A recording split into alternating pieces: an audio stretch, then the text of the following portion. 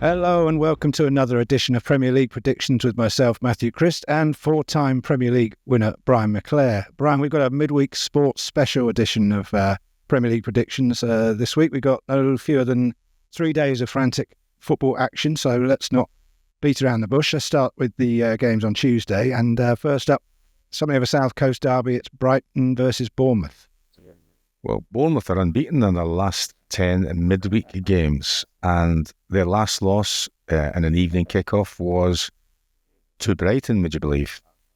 Brighton have won their last 2 Premier League games, and the last time they won 3 in a row, their third opponents in that run were Bournemouth. Thinking maybe a draw, though. I'm going for Brighton 1, Bournemouth 1. Okay, after all that unnecessary statistics, you've sat on the fence, as you always tend to do. Next up, Palace versus Aston Villa. Palace have won 5 of their last 6 games against Aston Villa. It was a 2-2 draw last time at Villa Park. And Villa have won at least once in the last 7 Premier League seasons against Crystal Palace. Crystal Palace 1, Aston Villa 2. Okay, and we move on to Wolves versus Fulham. Well, Fulham have won one of their last 9 Premier League games against Wolves. Fulham won one of the last 9 Premier League games. Exceptional win for Wolves at the weekend against Bournemouth, although Bournemouth were down to 10 men. It's now created a 5-point gap between Wolves and the other teams in the relegation zone. Wolves are unbeaten in the last 15 home games against Fulham. Wolves 2, Fulham 0.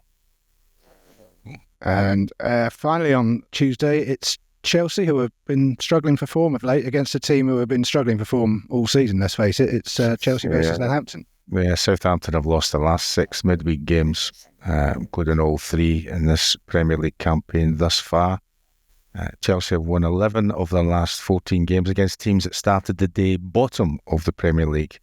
And the last team to defeat them was Southampton at Stamford Bridge. Although I don't see that being the case. Chelsea 3, Southampton 1.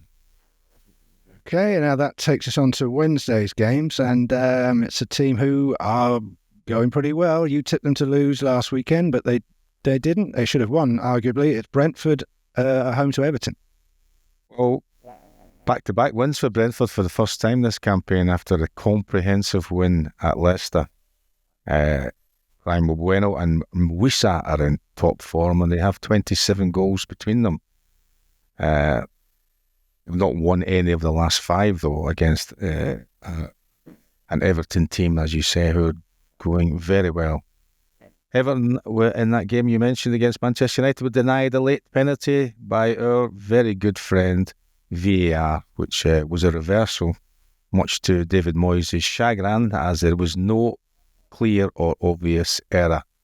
There's been several pieces of chat around and debate around that particular decision, and David felt that VAR should not be involved any longer in penalty decisions. I wonder if you feel the same way if it had gone the other way. Everton haven't won any of the last 15 away evening matches. Brentford 1, Everton 1. Okay, well, let's go back to that penalty incident quickly. I take it from your tone you would have given it. Well, I think that what it is that the referee gives a decision and what he sees so he gives a penalty on what he sees. Now, I understand that VAR can then step in if there is a clear and obvious error. Now, from what I can gather is they were asked to look at the contact between Harry Maguire and the Everton player. What they weren't asked to look at what De Ligt was doing. Now, it's clear that De Ligt grabs a hold or has a hold of the shirt. Maybe, and that was, I think that's the debating point. If you're saying about why have you given the penalty, he's given a penalty because of what he saw. Surely it's not a penalty because he thought he saw Harry Maguire do something. It should be both De Ligt and Harry Maguire. And I think it was probably I think Alan Shearer probably summed it up perfectly by saying there was no clear and obvious error, therefore it should have been a penalty.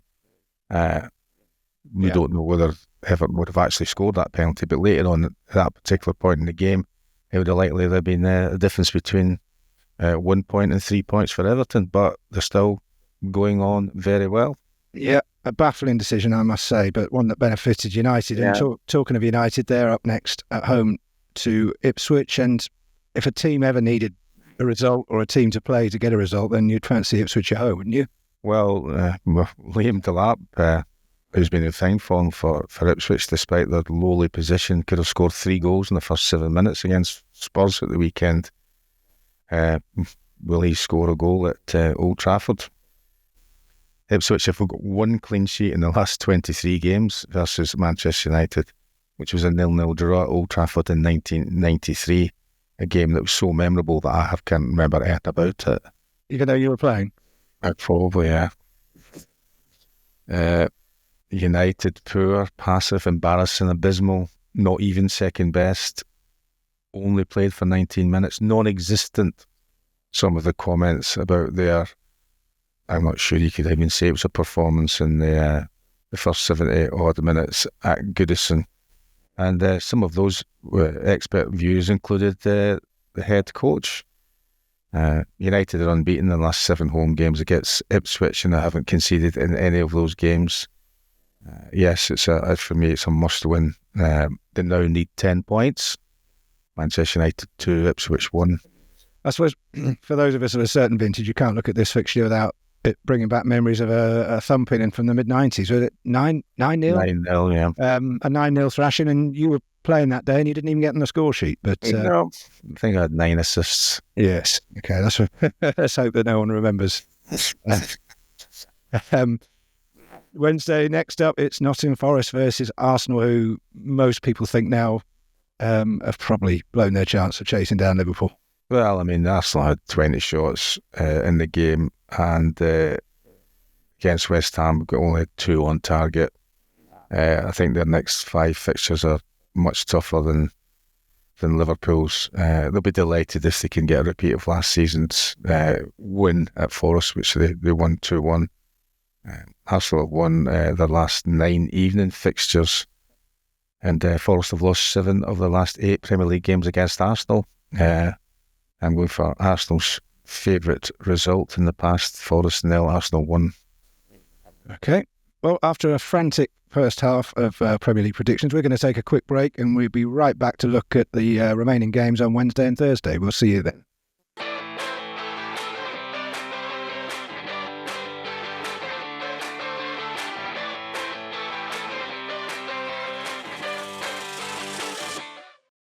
Hello and welcome back to the second half of this midweek sports special Premier League predictions. Games on Tuesday, Wednesday, Thursday, and we're into the Wednesday fixtures, and it's on paper a mouth-watering clash. It's Tottenham versus Manchester City, and I think you'll probably tell us that Tottenham are something of a bogey club for Manchester City, aren't they?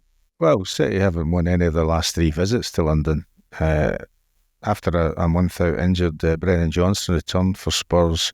At Ipswich, had scored his 8th and 9th goals of the season. A player that was rarely mentioned in the extensive injury list that Tottenham have had. Well, as you mentioned, the Spurs have beaten Manchester United 3 times and City twice this season. No team has beaten both sides 3 times in the same campaign. Perhaps this may be the one. Spurs 2, City 1. Okay, City to lose again.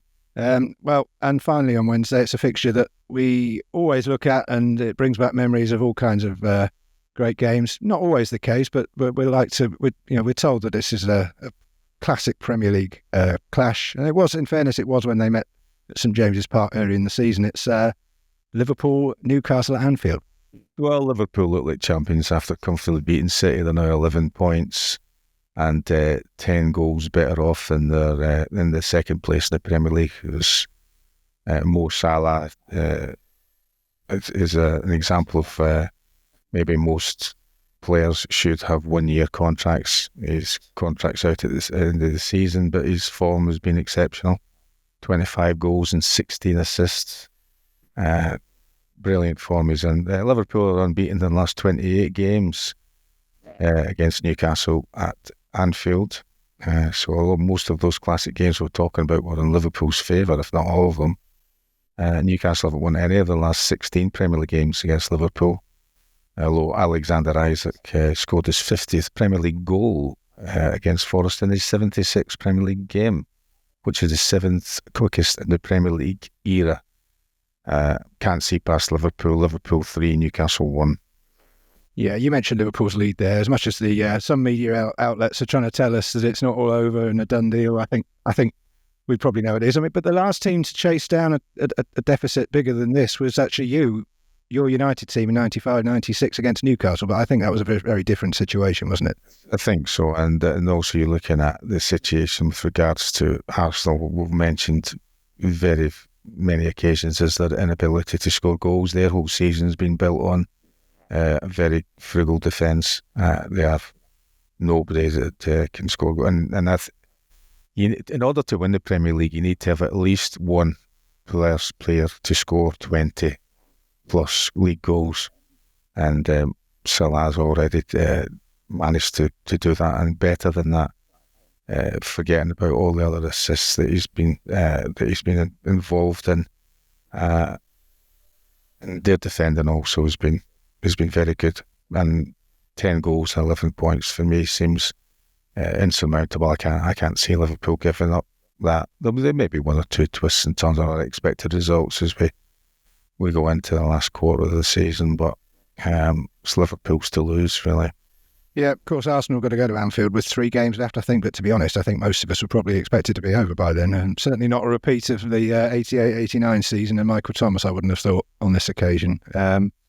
Finally, Thursday night game is West Ham versus a team who are in awful form. Could well be bound for the drop. It's West Ham versus Leicester. Well, incredibly, Graham Potter has coached teams to 4 victories from 5 games at the Emirates, as he did with West Ham at the weekend, with Bowen once again being a key player who scored a goal. He started the move and they scored a goal from a cross by Wan-Bissaka, who seems to be another player who's thriving, having left Old Trafford. I don't remember Wan-Bissaka crossing the ball ever for anybody to score a goal in his time in Manchester. Leicester can't score a goal nor keep a clean sheet. I'm going to give them a goal. West Ham 3, Leicester 1. Yeah, not much hope for former United colleague, United legend at Leicester. You think it's a done deal, do you? Well, I mean, they've got enough games left. But as I say, that 5 points is. I mean, you're looking at the top when we're saying there's 11 points and 10 goals. There's 5 points between Leicester and Wolves. And Wolves have won a game, haven't they, recently? And they're at home, like we mentioned, which have tipped them to win that game also. So it's 5 points can be a lot when you're in a difficult situation. As I say, they're no goals.